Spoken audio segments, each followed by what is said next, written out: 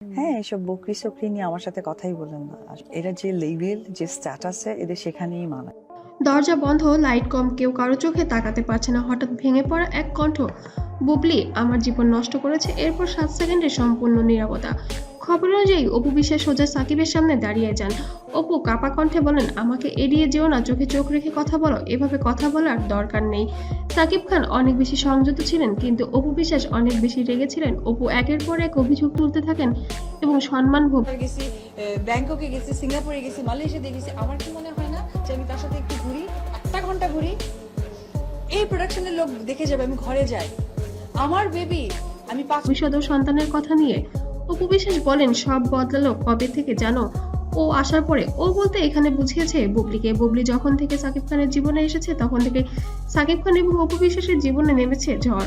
এই সময় সাকিব হঠাৎ গলা শক্ত করে বলেন, সব দোষ একজনের ঘাড়ে চাপিও না।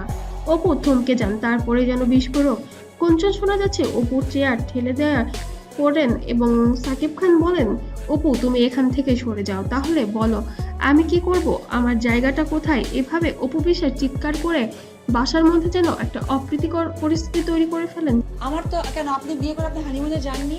আপনারা বিয়ে করে আপনি বউ নিয়ে যাননি? দুটো সেলফি দেন না? আমার কি ইচ্ছা হয় না যে আমি সাকিবকে নিয়ে এতবার কক্সবাজার গেছি? সাকিব খান আরো বলেন, এবার অপু সরাসরি নাম নেন, যা কেউ আশা করেননি। বুবলি আমার জীবন ধ্বংস করেছে।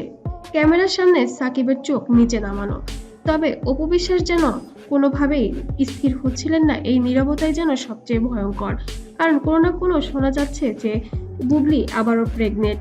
কিন্তু এই বিষয়টা নিয়ে সাকিব খান এখনো যেন নীরব আছে, কোনো রকম কোনো প্রতিবাদও করছেন না এবং স্বীকারোক্তিও দিচ্ছেন না। এতে অপু বিশ্বাস আরো বেশি আমার একটা জায়গায় আমি একটা মা, আমার সন্তানের যেটা বেটার সেটাই আমি করব, তাই না?